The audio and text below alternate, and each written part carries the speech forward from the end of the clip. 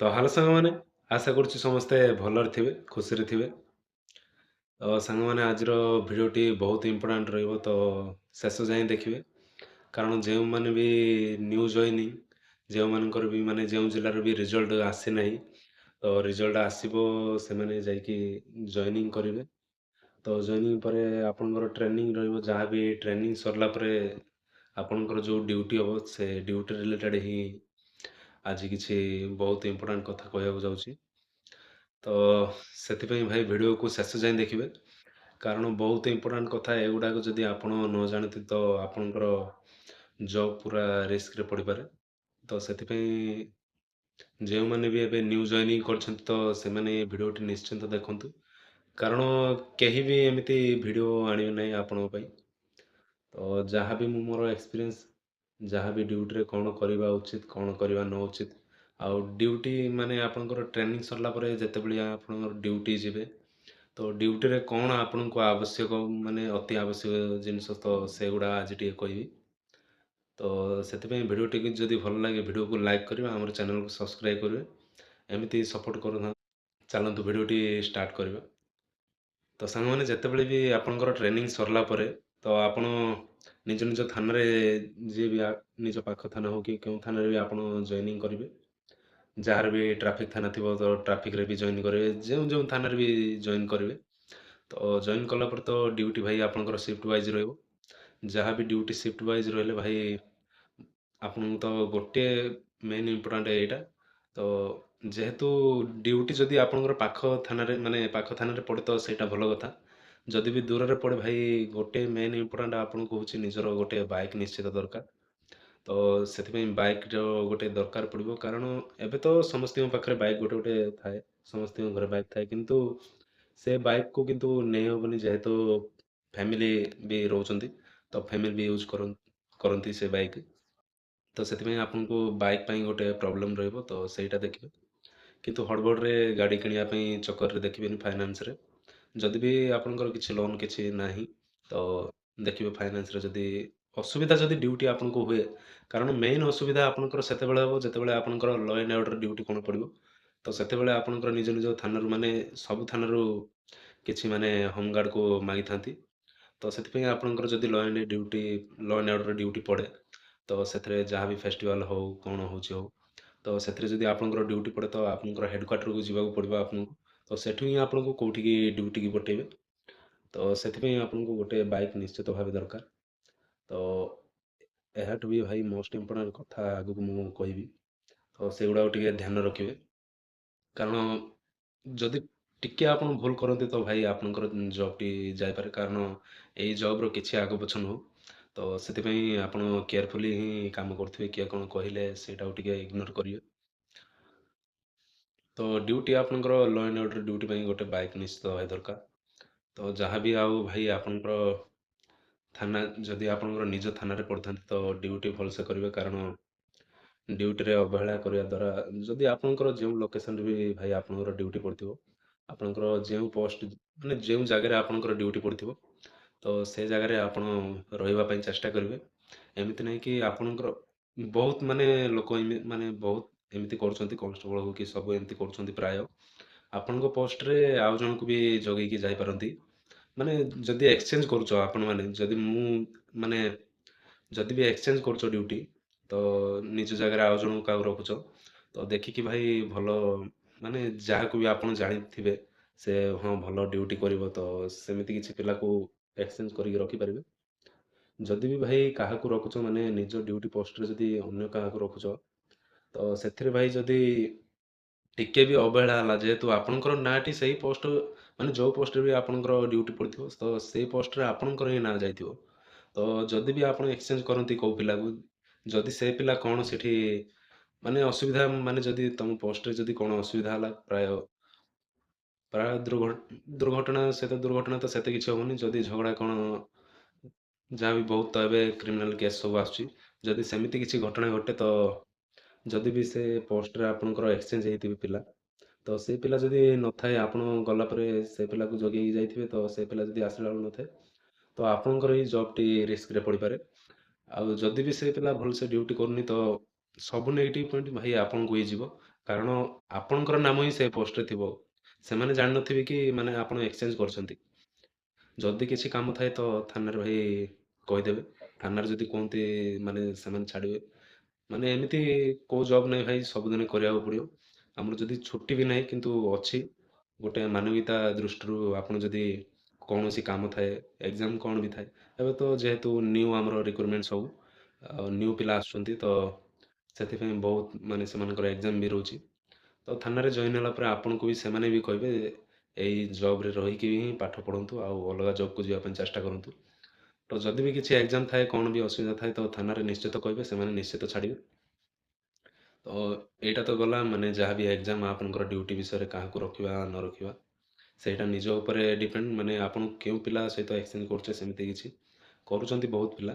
ତ ସେମିତି କିଛି କରନ୍ତୁ ନାହିଁ। ଯଦି ଆପଣଙ୍କର କିଛି କାମ ଥାଏ ତ ଥାନାରେ କୁହନ୍ତୁ ସାର୍ ମୋର କାମ ଅଛି ଏମିତି କହିକି ଆପଣ ଯାଇପାରନ୍ତି। ନହେଲେ ସେମିତି ଭୁଲ କରିବେନି। କାରଣ ଯେହେତୁ ମୋର ଟିକେ ବି ଯାହା ବି ଏକ୍ସପିରିଏନ୍ସ ହେଲା ତ ବହୁତ କିଛି ମୁଁ ଦେଖିଛି। ମୁଁ ତ ସେମିତି ଏବେ ଯାଇ ବହୁତ କିଛି କିଛି ଭୁଲ କରିନାହିଁ। କିନ୍ତୁ ଯାହା ବି ଦେଖିକି ମୁଁ ଜାଣିଲି କଣ ହେଇପାରେ କଣ ନ ହେଇପାରେ।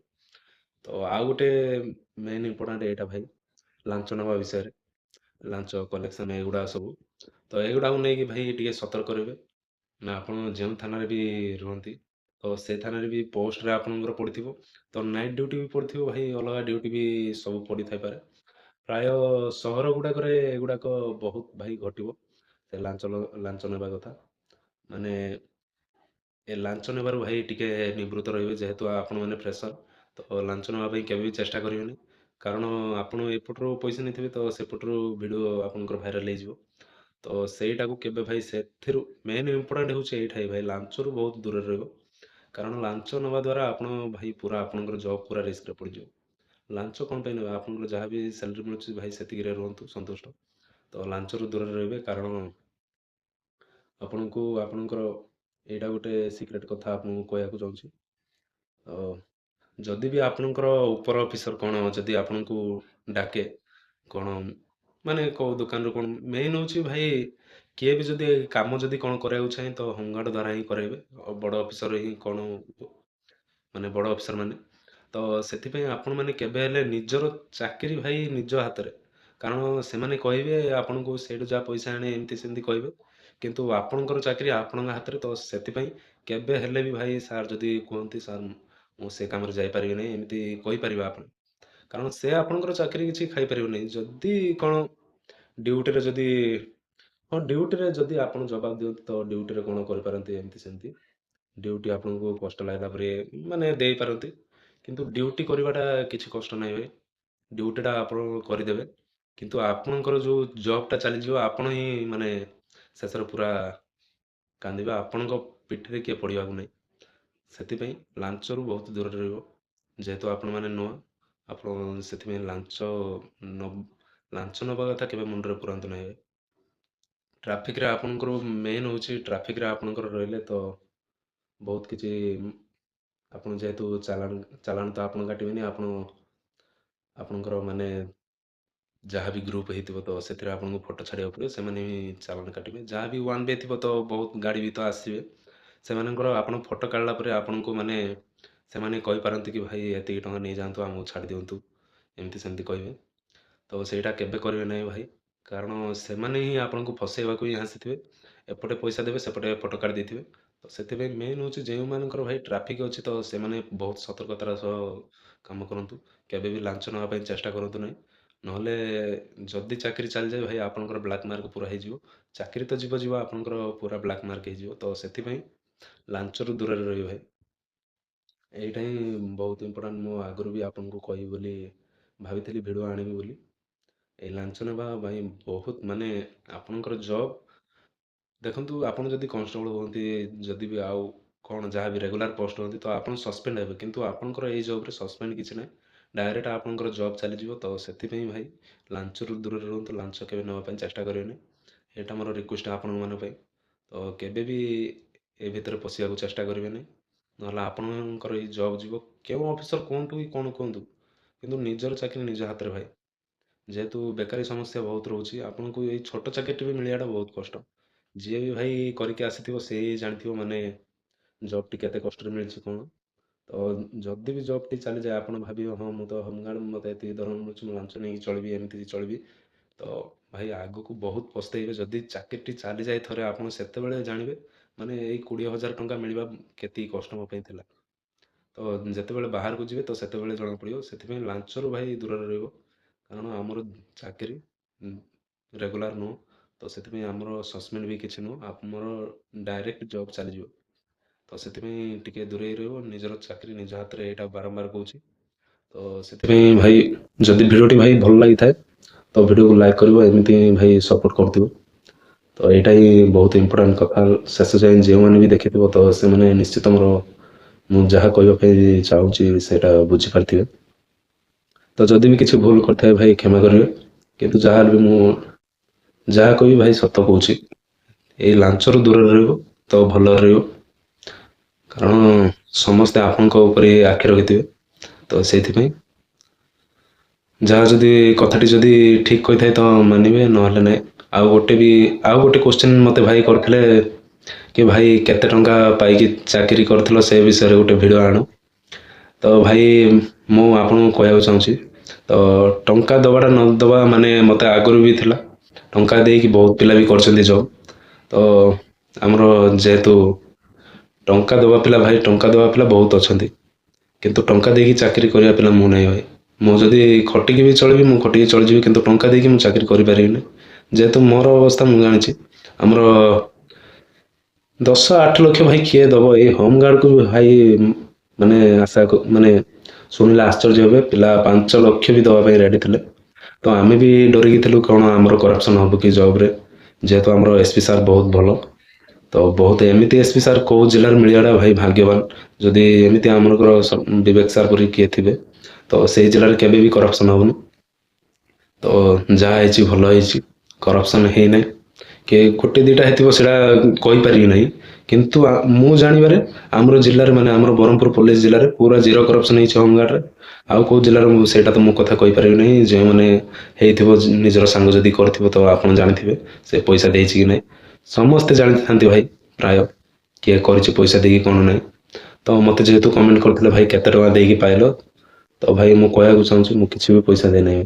ଯଦି ପଇସା ଦେଇକି ଏଇ ଚାକିରି ପାଇଥାନ୍ତି ତ ମୁଁ ଏଇ କ୍ୟାମେରା ଆଗରେ କହିବାର ମୋର ସାହସ ବି ନଥାନ୍ତା। ତ ସେଥିପାଇଁ ଭାଇ ଟଙ୍କାରୁ ଦୂରରେ ରହିବେ। ନିଜେ କଷ୍ଟ କରିକି ଅର୍ଜ ସେଇଟା ଭାଇ ଭଲ ରହିବ। ତ ସେଥିପାଇଁ ଟଙ୍କାରୁ ଦୂରରେ ରହିବ। ତ ଏତିକି ଭାଇ କହୁଛି। ଯଦି ଭିଡ଼ିଓଟି ଯଦି ଭଲ ଲାଗିଥାଏ ଭିଡ଼ିଓକୁ ଲାଇକ୍ କରିବେ ଚ୍ୟାନେଲକୁ ସବସ୍କ୍ରାଇବ୍ କରିବେ। ଏମିତି ଭଲ ପାଇବା ଦେଇଥାନ୍ତୁ। ରହୁଛି ଧନ୍ୟବାଦ ଭାଇ।